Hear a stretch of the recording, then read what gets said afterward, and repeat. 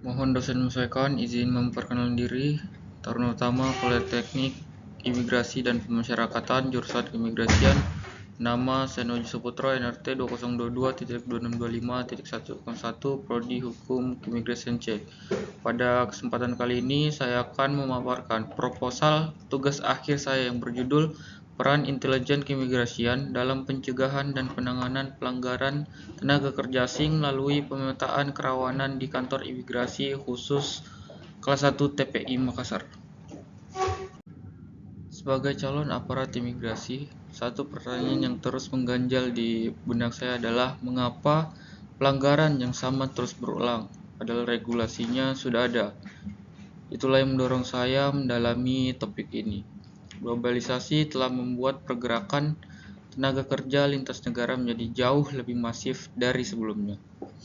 Kehadiran tenaga kerja asing di Indonesia membawa manfaat nyata.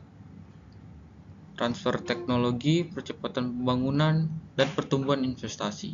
Tapi di sisi yang sama, arus masuk yang terus meningkat ini juga membawa tantangan serius lagi bagi sistem pengawasan keimigrasian kita. Saya memilih Makassar sebagai lokus penelitian bukan tanpa alasan. Makassar adalah pintu masuk utama kawasan timur Indonesia, pusat investasi, perdagangan, dan pembangunan infrastruktur yang melibatkan tenaga kerja asing dari berbagai negara. Dengan posisi strategis seperti itu, tekanan terhadap sistem pengawasan di kantor imigrasi khusus TPI Makassar sangat besar dan data berbicara cukup keras. Di kantor imigrasi khusus kelas 1 TPI Makassar, tindakan administratif keimigrasian atau TAK tercatat hanya satu kasus di tahun 2022, lalu melompat ke 16 kasus di 2023 dan 21 kasus di 2024. Peningkatan lebih dari 20 kali lipat dalam 3 tahun. Nah, yang lebih mengkhawatirkan bukan sekedar angkanya, tapi polanya. Modus pelanggaran yang sama terus berulang. Ini menunjukkan bahwa sistem kita belum mampu belajar dari data yang sudah ada. Pengawasan masih berjalan reaktif. Pelanggaran terjadi dulu baru ditindak. Fungsi intelijen sebagai instrumen deteksi dini belum benar-benar bekerja secara optimal. Masuk ke bagian rumusan masalah dan tujuan penelitian. Fokus kajian dan sasaran yang saya ingin capai. Yang pertama, bagaimana sesungguhnya peran intelijen keimigrasian dalam pencegahan dan penanganan pelanggaran TAK di Makassar. Dan yang kedua, bagaimana penerapan pemetaan kerawanan bisa diterapkan sebagai instrumen pengawasan yang lebih terstruktur di wilayah kerja kantor imigrasi khusus kelas 1 TPI Makassar. Untuk menjawab kedua pertanyaan tersebut, penelitian ini memiliki 6 tujuan. Mengidentifikasi pola pelanggaran yang terjadi, mengkaji peran intelijen dalam pengumpulan dan pengolahan data, mengevaluasi sinergi antara fungsi intelijen dan penindakan, mengidentifikasi hambatan yang selama ini menghambat pengawasan berbasis risiko, mengkaji koordinasi antar instansi, dan pada akhirnya merumuskan rekomendasi yang bisa benar-benar diterapkan di lapangan. Ada manfaat penelitian, ada dua manfaat yang bisa diambil, yaitu manfaat teoritis dan manfaat praktis, di mana secara teoritis penelitian ini mencoba mengisi kekosongan kajian tentang intelijen keimigrasian, khususnya bagaimana data pelanggaran yang sudah terkumpul bisa diubah menjadi produk analitik yang berguna, bukan sekedar statistik tahunan. Secara praktis, saya berharap hasilnya bisa menjadi bahan evaluasi nyata bagi kantor imigrasi Makassar dalam memperbarui strategi pengawasan di wilayah tersebut. Bagi Dirjen Imigrasi, semoga penelitian ini bisa menjadi salah satu pijakan dalam merumuskan kebijakan yang lebih adaptif untuk wilayah-wilayah dengan mobilitas orang asing yang tinggi. Penelitian terdahulu. Penelitian pertama, penelitian Firwan Gunawan menunjukkan betapa krusialnya peta kerawanan keimigrasian dalam fungsi penyelidikan dan betapa kosongnya ruang regulasi yang mengaturnya. Yang kedua, Astrid Septia Geni mengembangkan penelitian ini dari sudut fungsi pengamanan di Yogyakarta. Penelitian ketiga, Natania Felicia, bahkan untuk penelitian ini sudah melangkah lebih jauh dengan membangun model berbasis GIS di Jakarta Timur. Dari sana saya melihat celah yang belum terisi, di mana belum adanya penelitian yang secara utuh mengintegrasikan fungsi intelijen, teori penegakan hukum, dan manajemen risiko sekaligus. Terlebih untuk konteks Indonesia Timur, celah itulah yang penelitian ini coba saya isi.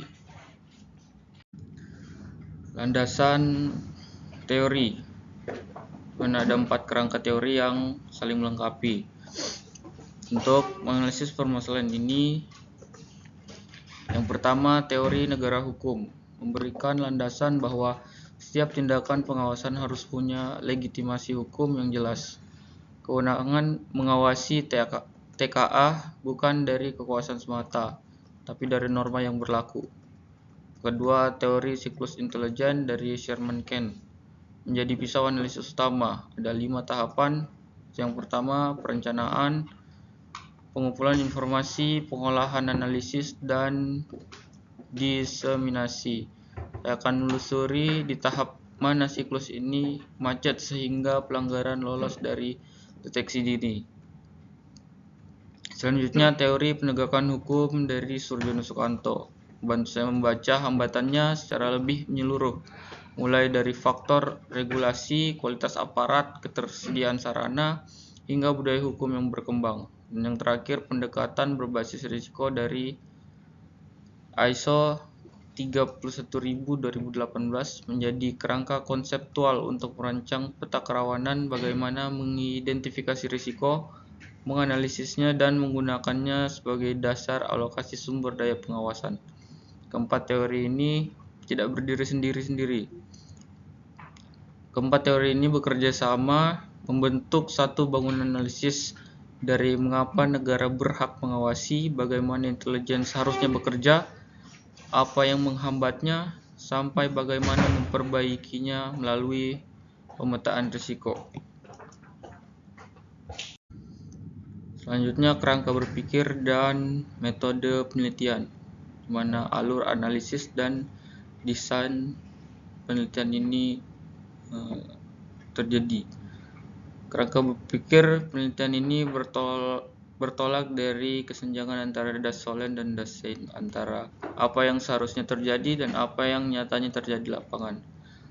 Regulasi menghendaki pengawasan yang proaktif dan berbasis intelijen. Kenyataannya, pengawasan masih reaktif dan data historis pelanggaran belum dimanfaatkan secara optimal.